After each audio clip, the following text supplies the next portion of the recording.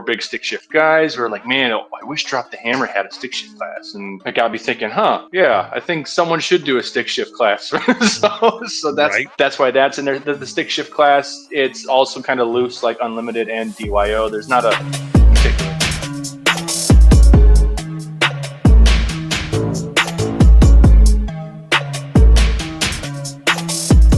Well, guys, welcome to the Drag Driver Pete News. Dude, and like I said, I talked to Luke B the other day. He's putting the Ranger back together and should have it out doing burnouts here pretty soon. Yep. Like I said, this work thing keeps getting in the way of fun. You have that right. Yes. And, Bill was talking about Raj the other day, talking about how he is so hard on stuff that he is a perfect test mule for driven racing oil. Yeah, so absolutely. Him doing that stuff's been amazing. And then I saw my mom in here. She made comments as well. All right, well, let's bring in Mr.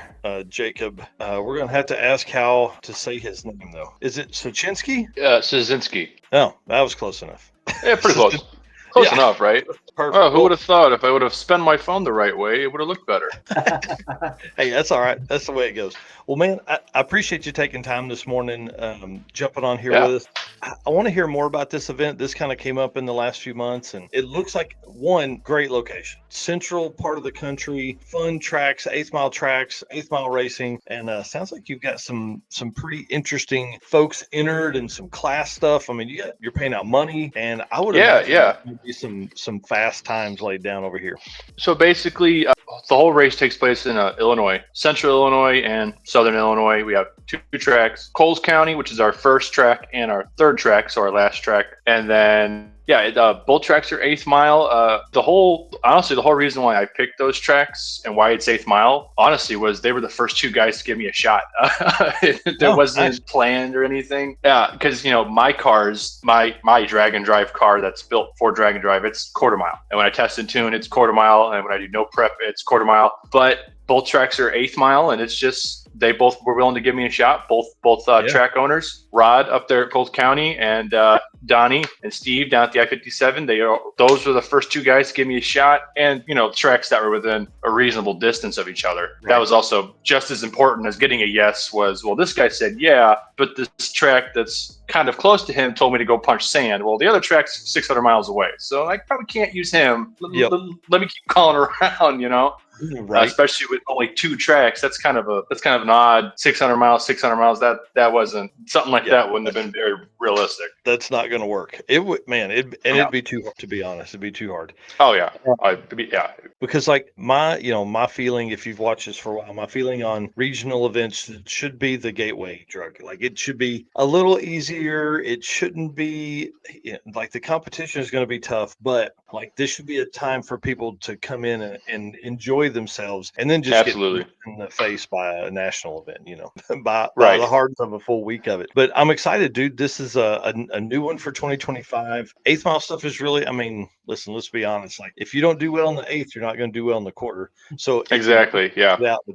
So run us through the classes, man. Tell us what all you got. Yeah. So the classes I got are, the first one is DYO, dial your own. It's basically you either have no idea what you're going to run, you're just testing on a new build, you just don't care about the pots, you just want to come out, have fun, but you don't want to be restricted maybe to a particular index. You just want to send it every single run and you do what you do. You're just there to kind of hang out with everybody. And then I also have the Unlimited class, which goes without saying, there is no particular time they have to stay within. They need to stay consistent with, they need, the slips they hand in to me and my guys, they're still trying to be as consistent with the time they handed in beforehand. They're still trying to hit that time, but there's no limit on it. So if they ran a 5 flat, well, they can keep running the 5 flat because they're in the Unlimited class. There is no hard cutoff. That's awesome. We got the 580, which is for also some pretty fast cars. That's, and that's hustling. That's moving. Yep. We have the 580, and then we have the 640.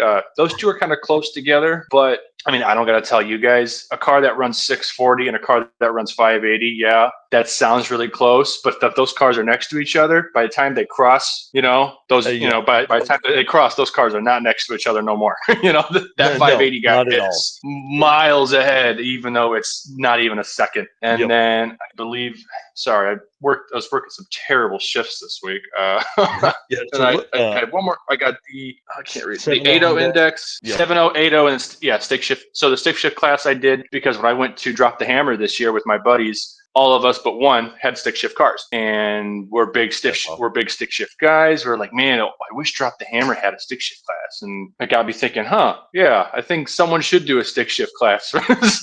so that's why that's in there. The stick shift class, it's also kind of loose like Unlimited and DYO. There's not a particular time you got to hit. The car just needs to be, I mean, and I'm not talking manual valve body. It's got to be a real H pattern. There's a clutch. You can't, it's stick and it's just click, click, click. No, you gotta, it's gotta be a real H pattern car, but it can be as slow or as fast as it is. You're just trying to stay consistent, but it must be a manual transmission. And then 80 and 70 just for the guys that either have some pretty fast, more modern cars, like, like a newer GT500 or maybe bolt-on Hellcat or something like that. They can come, and also the guys with some dedicated race cars that are not, because social media's got everyone's brains poisoned. If you don't make 1,000 wheel, you don't have a race car. That's not true. You can have a lot of fun with 400 or 500 wheel. You can have a lot of fun. So those two classes are kind of for guys that either have a modern performance car that's going to run good times, but they're maybe a little bit new to racing, or for the guy who has a dedicated car that's just going to hit that class, that's going to stay in that index and be super consistent. Hello, ladies and gentlemen. Harris from the Monoxide Podcast. Real quick, Howard's Cams was founded as a racing cam manufacturer almost 80 years ago when Howard Johansson created Howard's Power and Racing Equipment in 1945. Howard's Cams has always used on-track experience to design the most powerful designs, and today they have an even greater group of experienced racers in circle track, drag racing, road race, mud bog, and marine. They use all this input plus the most advanced computer software to design the most competitive race-winning products. From pioneers in drag racing and oval track to cutting-edge marine development, Howard's Cams is at the forefront of the industry. So make sure to reach out to our friend, Luke B, for your next valve train upgrade. Man, that's awesome. And dude, like just simple math here, you're paying out like over $3,000. Yeah, tell me about it. It was one thing that really that trying to get some more people out. So yeah, well, and I hope that us talking about it helps. I'm looking on your sponsor list there. I mean, Scram Speed, we love Kyle Beaumont. That guy. Is awesome. Kyle should be coming, as he's got some bugs to work out with the Firebird, but I'm hoping he's coming. I don't think he doesn't quite know yet, but yeah. And Kyle's he is. Good luck to the Unlimited class. Yeah, seriously. There's if he is coming, him and then the owner of Redline Motorsports are probably the only two real contenders between both of their cars. They're going to be the only guys ripping it, really. But yeah, Kyle's been so much help. Yeah, he's been awesome. He's been great with questions for totally not sponsor related, just me asking him about stuff, maybe getting his opinion on how to run stuff, maybe some things I could change, letting me bitch and moan about maybe a track owner or two. Just he's been awesome. Yeah, he's a great dude for sure. Like, what kind of how far are we going to drive? Are you guys going to drive? I'm not driving. So the drive it's pretty easy drive. It's about 100, top of my head, I want to say around 160 to 180 miles for each route. The one going south is about 160 miles. And then when we come back up north to go back up to Coles County, that's about 180, give or take. Because, I was going to put some of the drive actually on the I-57, but I have a lot of guys come in with Power Glides, turbo 400s, and they were a little concerned with maybe the speed limit on those roads, and they don't have gear vectors. I was like, all right, this year I'll just keep it to back roads, country roads. Always keep it to back roads. Always keep it to back roads, man. Always. Come on, Yeah. come on. What could be more cool than seeing a caravan of cars with parachutes on the highway? Man, You know, I mean, come on. That's pretty neat. That's pretty neat. But I'll tell you what, the spurring the economy of a town with 800 people is pretty cool, especially when you roll through with Yeah, 50 that's a good cars point. and 30 of those are at the same gas station. It's pretty neat, man. Yeah, you know what? I didn't think about that. That might be just as cool. All right. Maybe I'll take that into consideration. I'm with you. The convoy is awesome, especially like, you start thinking about like that's farm country, I would imagine, right? There's Yeah. not Oh, just, yeah. and so as you're That's not moving Chicago, along there, Illinois. That's real Illinois. right? So as you're running 50 cars through the country and there's some dude on a tractor, he's like, "Oh, what the hell is going on? What is happening here?" And all these cars keep passing. So yeah, we love it, man. Back roads is where it's at, dude. Do you have any All right, route stops I might planned? take that advice. What's that? Do you have any route stops planned yet? Yeah, I got checkpoints going both ways. I am working on not necessarily a checkpoint, something special I'm trying to do. When we get down to I-57 to the town, it's Benton, Illinois. I'm trying to get with either the person who runs the automotive program there at their high school, or an assistant principal or a principal. I don't know who. I called them all, left a message. I don't know who's the person to ask. I mean, obviously you would think the principal needs to say yes, and then so on and so forth. I'm trying to work it out to where, because we have a big gap in between racing on day two. Because our first day, it's 10 a.m. to about 2 p.m. is the time I was able to rent out for us. The second day at I-57, it's we can't even start racing till 5 p.m. But we finished the last day at 2 p.m. There's a whole lot of nothing in between there. So I was really trying to get us to be able, as many people that wanted to come. This wasn't going to be a requirement, but whatever guys that were bored wanted to roll out in a little group and go to the high school, go to the automotive building however it's cut up there, and let all the kids come out and see the cars and poke around and ask questions, take some pictures. Maybe the shop teacher would let someone put a car on the lift real quick and fix something, something just. I thought that was good. I thought that'd be really awesome. But yeah, we got checkpoints too, both ways. I kind of spaced them all out. 70, 80 mile stop, 70, 80 mile stop. That's pretty smart. Yeah, it is all back roads. So I had some pretty funny conversations calling business owners trying to get permission. Not that I was asking for anything, but I didn't want to unexpectedly show up with 20, 30 race cars that are, rumbling the window establishment as we're sitting there in the parking lot. So a lot of people did not understand what I was asking. I thought it was pretty simple, but I got a lot of no's, surprisingly enough. Interesting. You would think they would be like, cool, come in and buy something. I got a lot of no's, but I did find places that would let us come. One of our stops is just a public park, because I figured, take a picture in front of the sign for the park. There was a little lake right behind it. It'd be a good picture for a guy to make his Facebook profile picture afterwards. It's a good picture of your car. And then we have a pizza joint. That's one of our checkpoints on day one. And then coming back up, there is a and also one of our checkpoints on day one is our host hotel. Even if you're not staying there, you still got to snap a picture. Those guys have been awesome. It's a mom and pop place. It's family owned. They're doing big renovations right now, but they have the space for us mostly. Although last I talked to him, I think he said every room is now full because of us. So other guys are having to use some other hotels. And then on day two, we're stopping at a small family owned kind of convenience gas station, little in like a town of, I think, 200 people. It's the only store and gas station in the whole town. I talked to them. The owner seemed a little confused on why I was even asking. And I said, well, I'm just trying to be polite. Don't want to show up here with 30 guys if you have parking for 5, Right. Yeah. So the checkpoints are all spaced out pretty evenly. And then our second checkpoint on day two is a small family owned breakfast joint. So it's a good place to stop, get some food, and then timing's almost perfect. By the time you're done eating, it'd be time for us to race back up at Kohl's on Saturday at noon. How cool. And let's talk about that, because that was something originally you had planned just 2 race days. And then, through